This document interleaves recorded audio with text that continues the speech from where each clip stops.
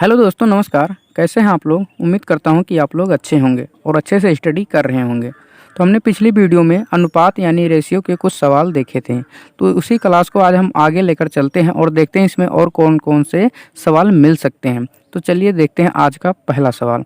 तो आज का हमारा जो सवाल है, उसमें क्या कह रहा है कि प्रथम संख्या 1/2 दूसरी संख्या के 0.25 के बराबर है।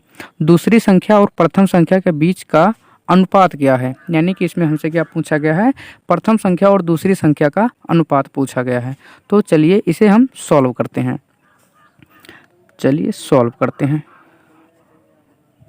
अब हमसे कहा गया प्रथम संख्या का 1/2 और दूसरी संख्या के 0.25 के बराबर है। तो सबसे पहले हम क्या करेंगे, प्रथम संख्या और दूसरी संख्या मानेंगे। जैसे कि हमने माना कि प्रथम संख्या ए तथा दूसरी संख्या बी। ठीक है, क्या मान लिया हमने, प्रथम संख्या ए और दूसरी संख्या क्या मान लिया, बी। ठीक है, अब क्या कहा है कि प्रथम संख्या का 1/2 और दूसरी संख्या के 0.25 के बराबर है। ठीक है, चलिए देखते हैं।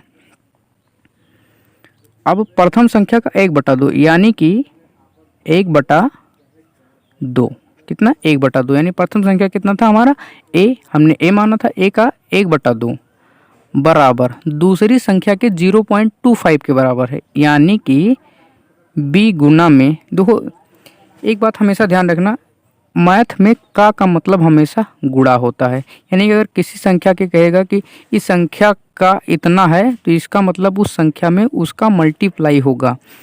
ठीक है, का या के दोनों का मतलब गुणा ही होता है। तो क्या कहा है, दूसरी संख्या के 0.25 के बराबर है, यानी कि 0.25। ठीक, अब हम क्या करेंगे, इसे हम a/2 लिख सकते हैं। क्या लिख सकते हैं, a/2। ठीक है, इधर हम क्या लिख सकते हैं, v गुना 25/10, क्योंकि दशमलव के बाद जितनी संख्या है, जिसे एक जीरो के बाद हमने एक लिखा, दशमलव के बाद जितनी संख्या हो उतना जीरो, यानी कि 2। ठीक है, अब क्या होगा, a/2 v गुणा 25 सिक्के 25 25 चौका 100, यानी कि 1/, कितना हो जाएगा, 4 हो जाएगा। कितना हो जाएगा, 4 हो जाएगा। अब क्या करेंगे, इसका इधर मल्टीप्लाई हो जाएगा, क्योंकि इधर ये डिवाइड में है यानी भाग में है, इधर आएगा तो गुणा में हो जाएगा। और ये इधर भाग में है, उधर जाएगा क्या हो जाएगा, गुणा में हो जाएगा। तो किस तरीके से हो जाएगा, इस तरीके से 4a बराबर 2b, कितना हो जाएगा, 2b। अब हम a अनुपात b निकालेंगे, यानी कि a अनुपात का मतलब सीधा मतलब होता है बटे या भाग। ठीक है, यानी कि a/b निकालेंगे। अब a/b यानी कि b इधर आया तो भाग में गया, अब ये 4 उधर जाएगा तो उधर भाग में हो जाएगा, यानी कि 2/4। कितना, 2/4। अब हमसे पूछा गया a अनुपात b, तो a अनुपात b बराबर कितना हो जाएगा, 2:4। कितना, 2:4। यानी कि इसे हम सिंपल लिख सकते हैं, a अनुपात b बराबर 2 × 2 और 2 दूना 4। तो हमारा अनुपात कितना आ गया, a अनुपात b बराबर कितना आ गया, 1:2। अब चलिए हम देखते हैं ऑप्शन में हमारे 1:2 है या नहीं। तो जो कि ऑप्शन में हमारी दिखा रहा है ऑप्शन नंबर डी कि 1:2। एक बार हम आप लोगों को फिर से समझा दें, जिस प्रश्न में कहा गया था कि प्रथम संख्या 1/2 दूसरी संख्या के 0.25 के बराबर है। दूसरी संख्या और प्रथम संख्या के बीच का अनुपात क्या होगा। हमसे दोनों संख्याओं के बीच का अनुपात पूछा था। तो हमने मान लिया कि प्रथम संख्या ए और दूसरी संख्या बी। ए का 1/2, तो हमने एक का 1/2 का मतलब गुणा होता है। बी का 0.25, तो उसका हमने लिखा, तो a/2। जिस पॉइंट को हम भिन्न में बदलेंगे, यानी कि दशमलव को अगर हम साधारण भिन्न में बदलेंगे तो 25/100 हो जाएगा। तो ये डिवाइड होकर 1/4 हो गया। अब 4 इधर भाग में उधर जाएगा तो गुणा में, ये इधर भाग में उधर जाएगा गुणा में, यानी कि 4a = 2b। अब A अनुपात B निकालेंगे तो 2/4 यानी कि 2:4 यानी कि 1:2 हमारा आंसर आ जाएगा। तो उम्मीद करता हूँ कि आप लोगों को अच्छी तरीके से समझ में आ गया होगा। चलिए देखते हैं अगला क्वेश्चन। तो हमारा अगला क्वेश्चन क्या है, इसमें क्वेश्चन क्या कह रहा है कि एक कॉलेज में 25% पुरुष शिक्षकों की संख्या महिला शिक्षकों की संख्या के 1/3 भाग के समान है। समान का मतलब बराबर है। तो उस कॉलेज में पुरुष शिक्षकों तथा महिला शिक्षकों की संख्या का अनुपात हमसे पूछा गया है। ठीक है, क्या पूछा गया है? पुरुष और महिला के अनुपात पूछा गया है, पुरुष और महिला का अनुपात। तो चलिए इसे हम सॉल्व करते हैं। ठीक है, 25% कौन है? पुरुष हैं, यानी कि पुरुष बोले तो यम। ठीक है, तो का मतलब होता है गुणा ही। ठीक है, तो 25% कौन है? पुरुष, यानी कि यम यानी मेल बराबर 1/3 भाग के समान किसका है? महिलाओं का। महिला शिक्षकों की संख्या 1/3 भाग के समान है, यानी यम महिला बोले तो फीमेल यानी एफ। ठीक है, 1/3। ठीक है, यानी कि हमसे पूछा गया 25% जो पुरुष हैं वो महिला शिक्षकों के 1/3 भाग के बराबर हैं। ठीक है, क्या कहा गया है? 1/3 भाग के बराबर है, यानी कि जो 25% पुरुष हैं वो महिलाओं की जो संख्या है वो 1/3 भाग के बराबर हैं। ठीक है, अब चलिए परसेंटेज को अगर भिन्न में हम बदलेंगे तो कुछ इस तरीके से करेंगे, 25/100, क्योंकि ये प्रतिशत का मतलब ही होता है बट्टे में 100।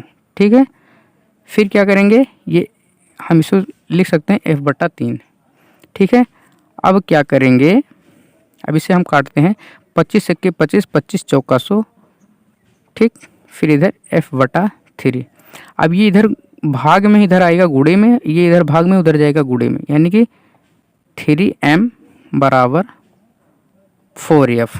यानी कि अगर यम अनुपात यफ निकालेंगे यानी मेल अनुपात फीमेल निकालेंगे तो यानी कि अनुपात का मतलब बट्टे ही होता है। तो कुछ इस तरीके से 4/3, यानी कि यफ इधर आया तो भाग में, 3 उधर गया तो भाग में। अब एम मेल अनुपात फीमेल अगर निकालेंगे तो ये हो जाएगा 4:3। कितना हो जाएगा? 4:3। तो चलिए देखते हैं 4:3 हमारे ऑप्शन में है या नहीं। तो जो कि हमें साफ साफ दिख रहा है कि ऑप्शन नंबर ए। एक बार हम आप लोगों को फिर से समझा देते हैं।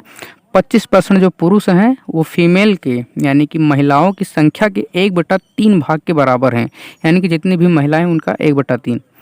ठीक है, बराबर हैं। तो हमने 25% पुरुष और 1/3 भाग फीमेल को बराबर किया। ठीक है, अब 25% को अगर भिन्न में बदलेंगे तो 25/100 हो जाएगा और ये F/3 ऐसे हो जाएगा। ठीक है, फिर 3 इधर भाग में उधर जाएगा गुणे में, इधर ये भाग में उधर जाएगा गुणे में, यानी कि 3m = 4v। यम अनुपात एफ निकालेंगे तो 4:3 आ जाएगा। चलिए देखते हैं अगला क्वेश्चन। तो हमारा अगला क्वेश्चन क्या है? हमारा क्वेश्चन क्या कहता है कि एक कमरे में मेज और कुर्सी का अनुपात 7:9 है। यदि कमरे में 560 मेज और कुर्सी हैं तो यानी कि कुर्सी और मेज दोनों मिलाकर 560 हैं, तो कुर्सियों की संख्या ज्ञात कीजिए। यानी कि हमसे पूछा गया है कुर्सियों की संख्या, और कुर्सी और मेज दोनों को मिलाकर कितना है, हम लिखते हैं कुल संख्या। ठीक है, कुल संख्या कितना दिया हुआ है? 560 है, जिसमें मेज और कुर्सी दोनों को मिलाकर 560 है। ठीक है, और कुर्सी और मेज का अनुपात कितना दिया हुआ है? मेज और कुर्सी का अनुपात यानी यम अनुपात मान लेते हैं के। ठीक है, मेज और कुर्सी। ठीक है, इसका अनुपात कितना दिया हुआ है? 7:9। कितना दिया हुआ है? 7:9, जो कि हमें ये एग्जैक्ट दिया है 560 मेज और कुर्सी यानी दोनों मिलाकर। ठीक है, अब इसमें हम अनुपात के हिसाब से देख लेते हैं कितने हमारे पास मेज और कुर्सी हैं। यानी कि अनुपाती योग अगर हम निकालेंगे, अनुपाती योग अगर हम निकालते हैं, अनुपाती योग यानी यम प्लस के अगर अब हम निकालते हैं तो 9 7 16। इसका मतलब ये जो 16 है ये 560 के बराबर है। किसके बराबर है? 560 के बराबर है। यानी कि 16 बराबर कितना है? 560 ये 16 560 के बराबर है, क्योंकि ये भी मेज और कुर्सी दोनों मिलाकर 560 है और ये भी मेज और कुर्सी मिलाकर 16 है। ये मोटा मोटा है, ये एग्जैक्ट है। ठीक है, अब हमसे पूछा क्या गया है कि कुर्सियों की संख्या ज्ञात कीजिए। कुर्सी कितना है 9, कुर्सियों की संख्या कितना दिया है अनुपात में 9। ठीक है, यानी कि 9 बराबर हमसे पूछा गया है, तो 560 बटा 16 गुणे 9। ठीक है, कितना 560 बटा 16 गुणा 9। ठीक है, अब इसे हम डिवाइड करेंगे। ठीक है, किस तरीके से, 8 सत्ते 56 और 8 दूनी 16। ठीक है, तो ये हो जाएगा 70 बटा 2 गुणा 9। अब फिर इसे हम डिवाइड कर देंगे तो 35 गुणा में 9। ठीक है, कितना आ जाएगा 35 गुणा में 9। ठीक है, अब इसे अगर हम मल्टीप्लाई करेंगे तो कितना हो जाएगा, 9 पच्चे 45, हासिल हाथ 4 और 9 तिरिक 27 और 4 31, यानी कि कुर्सियों की संख्या हमारे पास कितनी हो गई, 315 कुर्सी हैं। अगर आप हमसे पूछ लेता कि मेज़ों की संख्या कितनी है तो हम कैसे बताएंगे, तो जो कि टोटल हमें दिया गया है 560, 560 में से जब हम 315 माइनस कर देंगे तो हमारे पास मेज़ों की संख्या आ जाएगा। अब चलिए देखते हैं ऑप्शन में हमारे 315 दिया है या नहीं। तो 315 ऑप्शन नंबर सी जो कि एकदम करेक्ट आंसर है। चलिए देखते हैं अगला क्वेश्चन। तो हमारा अगला क्वेश्चन क्या कहता है, यदि रुपया 800 की राशि को रवि और मोहन तथा गोविंद में 2:5:3 के अनुपात में बांटी जाती है तो मोहन और गोविंद को मिली राशि का योग कितना है। यानी कि हमारे पास कुल जो धन राशि है वो कितना है, 800 रुपया है, और हमारे पास व्यक्ति कितने हैं जिनमें हमें ये डिवाइड करना है यानी बांटना है, तो 3 व्यक्ति हैं जिनका अनुपात हमें दिया है 2:5:3। तो सबसे पहले हम लिखते हैं रवि मोहन तथा गोविंद का अनुपात, यानी कि हम लिखेंगे क्या, सबसे पहले लिखते हैं कुल राशि। क्या लिखेंगे, कुल राशि। कुल राशि कितना है 800 रुपया। व्यक्ति हमारे पास कितने हैं, 3 व्यक्ति हैं। कौन कौन है, रवि यानी आर, मोहन यानी यम, गोविंद यानी जी। यानी आर एम जी का अनुपात कितना है, 2:5:3। कितना है, 2:5:3। अगर हम इनका अनुपाती योग निकालते हैं, अगर इनका हम अनुपाती योग निकालते हैं तो यानी कि आर प्लस यम प्लस जी, तब इन तीनों को ऐड करेंगे यानी 5 2 7 और 3 10। क्या हो गया, 10 हो गया। यानी कि अब ये 10 जो है ये 800 के बराबर है। कैसे, ये भी का उल्था राशि ही है, ये भी क्या है, राशि ही है। ये मोटा मोटा अनुमान के तौर पर दिया गया है, ये एग्जैक्ट है। यानी कि 10 बराबर 800 है, यानी कि ये 10 800 के बराबर है, यानी जो राशि वो है वही राशि ये भी है। अब हमसे पूछा क्या गया है, मोहन और गोविंद को मिली राशि का योग। तो सबसे पहले हम क्या करेंगे, मोहन और गोविंद का योग निकालेंगे, यानी कि यम प्लस जी निकालेंगे। तो यम प्लस जी कितना हो जाएगा, यम का मान 5 और जी का मान 3, यानी कि 5 3 8। अब क्या करेंगे, अब ये 10 जो है, अब ये 10 जो है 800 के बराबर है। ये 10 किसके बराबर है, 800 के बराबर है। यानी कि ऐसे लिखेंगे 10 इज इक्वल 800। कितना, इज इक्वल 800। और हमसे पूछा गया है यम प्लस जी, यानी कि मोहन और गोविंद को मिली राशि का योग, यानी कि 8 बराबर पूछा गया है। ठीक है, तो हम लिखेंगे 800 बटा 10 मल्टीप्लाई में 8। अब इससे एक 0 से कैंसिल हो जाएगा। अब देखिए 80 और 8 का गुणा जब हम करेंगे तो 8 अट्ठाई 8 अट्ठे 64। यानी कि अगर मोहन किनका, मोहन और गोविंद को जो राशि अलग अलग मिली है उनको अगर हम जोड़ते हैं तो कुल कितना हो जाएगा, 640 रुपया। कितना हो जाएगा, 640। तो ऑप्शन नंबर सी बिल्कुल सही आंसर है। एक बार आप लोगों को हम फिर से समझा देते हैं, दोबारा समझा देते हैं।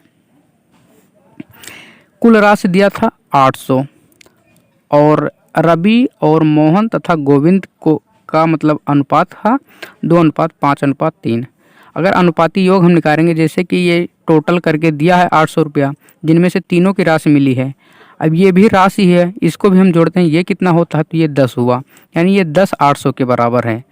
अब मोहन और गोविंद की राशि का योग पूछा है, तो यानी यम प्लस जी, यानी 5 और 3 8। तो 10 बराबर 800, तो 808 बराबर कितना हो जाएगा, 800 में 10 से भाग करेंगे और प्लस उसके क्या कहते हैं 8 से मल्टीप्लाई कर देंगे तो 640 रुपया आ जाएगा। चलिए देखते हैं अगला क्वेश्चन। तो चलिए हम अपना अगला क्वेश्चन देखते हैं और यही क्वेश्चन लास्ट है आज इस क्लास का। तो हमारा अगला क्वेश्चन क्या है, हमारा अगला क्वेश्चन कहता है कि 1700 कितना है 17,600 रुपये की राशि प्रसाद, मनिकम और राजेश के बीच इस तरह विभाजित की जाती है कि प्रसाद और मनिकम के हिस्से 4:3 के अनुपात में है, ठीक है, और मनिकम और राजेश के हिस्से 5:3 के अनुपात में है। राजेश का हिस्सा पूछा गया है, ठीक है, क्या पूछा गया है, राजेश का हिस्सा।